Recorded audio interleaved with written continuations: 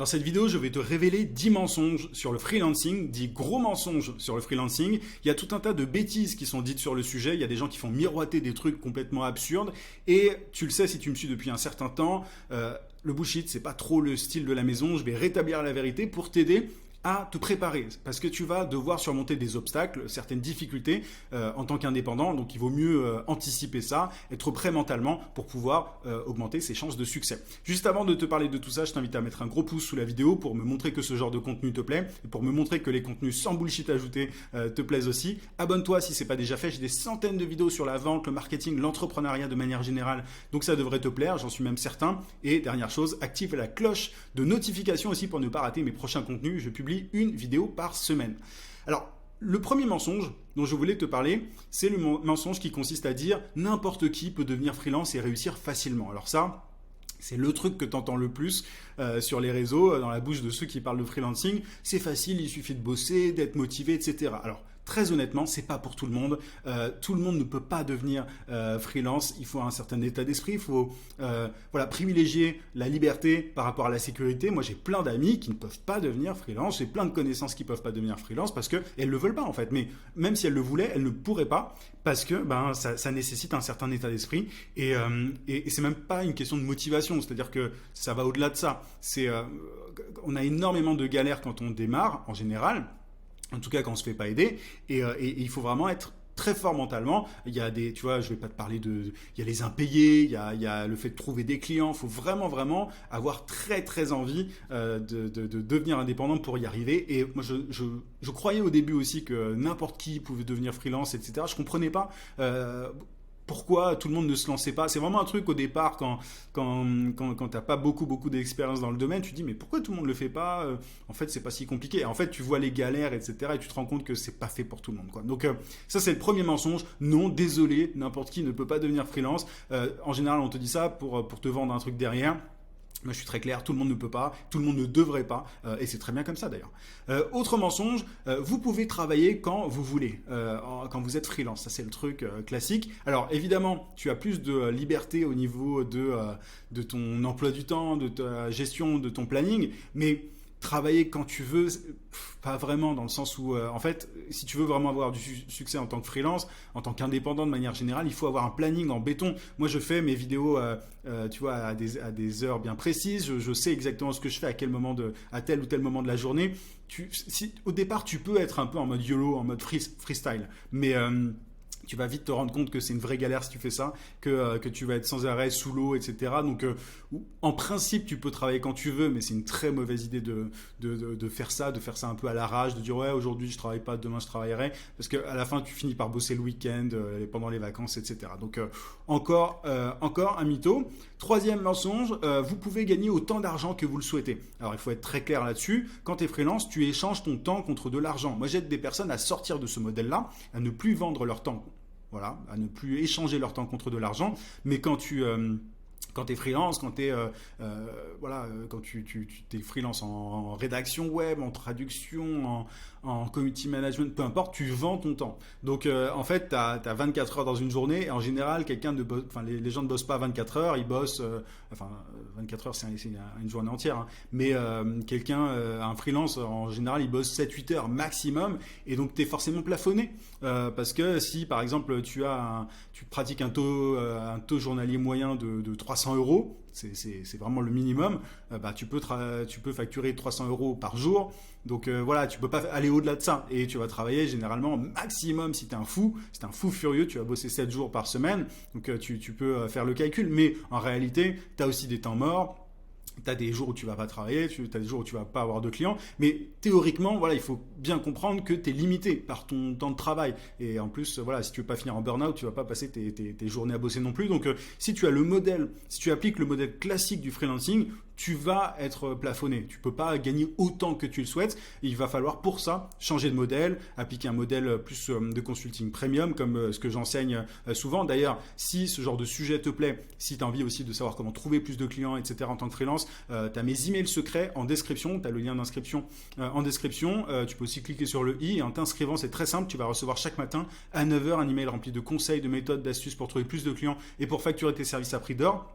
Mon meilleur contenu se trouve dans ces emails secrets. Il y a plus de 15 000 entrepreneurs aujourd'hui qui sont inscrits à l'heure actuelle. C'est pour les freelances, coachs, consultants, formateurs, bref, pour les personnes qui vendent leurs services. Et voilà, c'est vraiment là que je donne mes meilleures pépites, que je donne mes meilleurs conseils. C'est pour les personnes réellement sérieuses et ambitieuses. Donc si c'est ton cas, si tu te reconnais, clique sur le lien en description ou sur le i. Donc voilà, tu peux casser ce plafond en fait, mais seulement si tu changes de modèle. Mais sinon, en tant que freelance, tu peux pas gagner de l'argent en illimité, c'est pas possible. Autre mensonge, tu n'as pas de patron quand tu es freelance. Alors en réalité, effectivement, tu n'as pas de patron en soi, mais tu as des clients. Et les clients sont d'une certaine manière, voilà, il faut quand même obéir. En tout cas, il faut délivrer ta promesse, il faut respecter les différentes conditions, etc. Donc, même si tu n'as pas de patron à proprement parler, tu as quand même des clients et tu en as plein en plus. Donc, tu n'as pas eu juste une seule personne à laquelle tu dois rendre des comptes, mais tu en as des tonnes avec qui tu bosses, pour qui tu dois bien bosser, délivrer les résultats promis, etc., etc. Donc, oui, t'as pas de patron, mais ça veut pas dire que t'as zéro contrainte, quoi. Donc ça, c'est un truc aussi à prendre en compte. C'est une espèce d'autorité qui est diluée, on va dire, parce qu'il y a pas mal de personnes à qui tu dois rendre des comptes, mais c'est une autorité quand même. Hein. On va pas se mentir là-dessus. Autre mensonge, j'ai perdu le fil au niveau du listing, mais le freelancing permet une stabilité financière. Alors, à terme, oui, tu peux très bien générer des revenus récurrents, être très stable et tout, mais au départ, c'est complètement faux.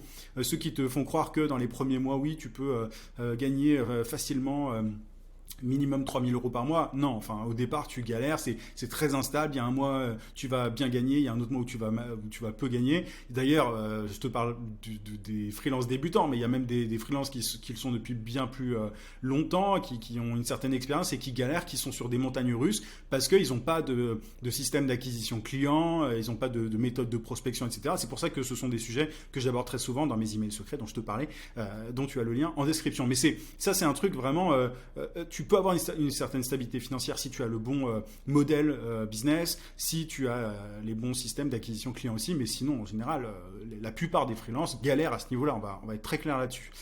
Autre point, tu auras un meilleur équilibre entre vie professionnelle et vie privée en devenant freelance.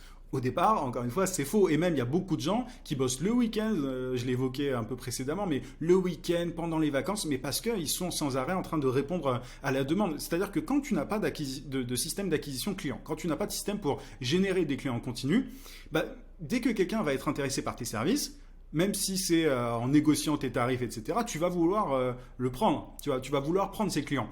Or, parfois, ils vont avoir des conditions un peu reloues. Ils vont te demander de faire ça la veille pour le lendemain, etc. Donc, ce sont des clients vampires, j'appelle ça comme ça.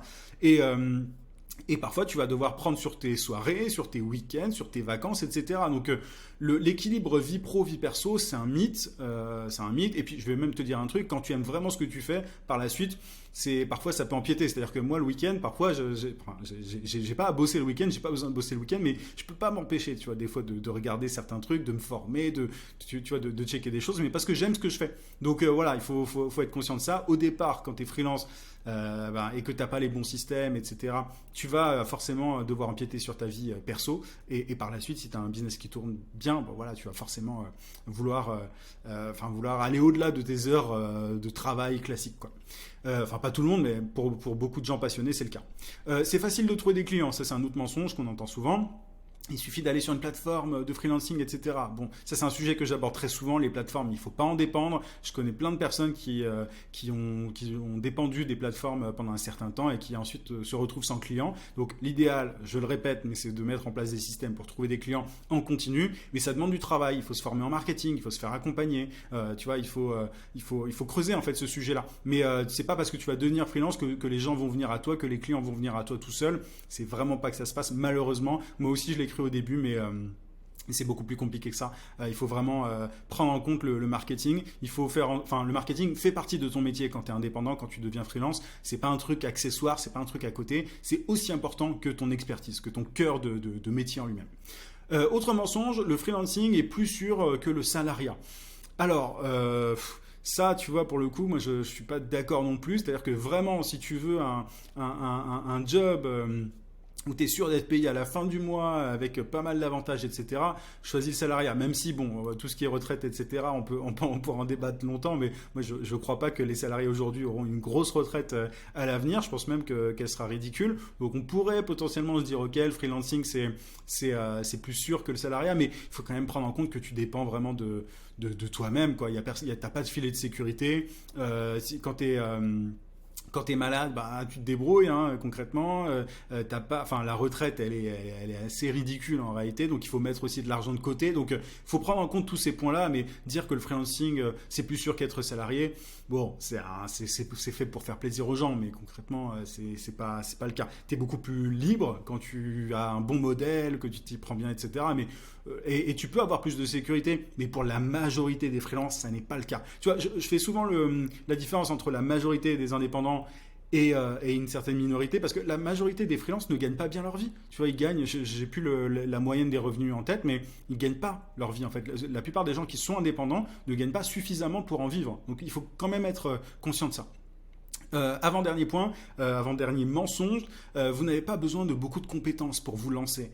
Ça, encore une fois, c'est n'importe quoi. C'est-à-dire qu'il y a de plus en plus de freelances aujourd'hui qui se lancent dans tout un tas de domaines. Je ne vais même pas t'en citer. Dans tous les domaines, il y a de plus en plus d'indépendants. Ça attire de plus en plus de gens. Et donc, il faut être meilleur que les autres. Tu vois, c'est de l'entrepreneuriat. Il faut être plus compétent, plus calé, avoir de meilleurs résultats, etc. Donc, il faut se former. Il faut avoir de vraies compétences. C'est-à-dire qu'aujourd'hui, il y a un marché qui est de plus en plus mature. Il y a de plus en plus aussi de clients qui ont fait appel à des freelances par le passé et qui n'ont pas eu les résultats promis. Donc toi, tu passes derrière, bah, tu es obligé d'être vraiment meilleur que l'ancien prestataire. Donc ça, il faut le prendre en compte. Tu as besoin de compétences. Dès que tu vois, oui, lancez-vous même si vous n'avez pas de compétences. Bon, déjà, alerte au rouge.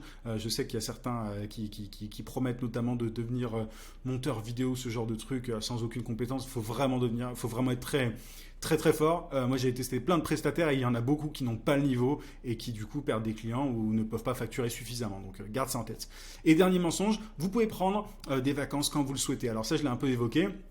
Mais pareil, c'est faux en fait. Très souvent, au début, quand tu n'as pas le bon modèle, tu vas devoir répondre à des demandes urgentes au dernier moment, etc. Parfois, tu vas devoir checker tes emails pendant les vacances. C'est extrêmement rare les indépendants qui ne bossent pas du tout pendant les vacances, qui coupent tout, qui coupent leur boîte, enfin, qui ne regardent pas leurs emails, etc. Il faut avoir un business model bien structuré, bien carré pour ça. Et tout ce genre de sujets, ce sont des sujets que j'aborde dans ma newsletter quotidienne. Je te rappelle que tu as le lien d'inscription en description. Ou alors, tu peux cliquer sur le i. J'insiste parce que tous ces mythos là, il y en a un peu marre si tu veux.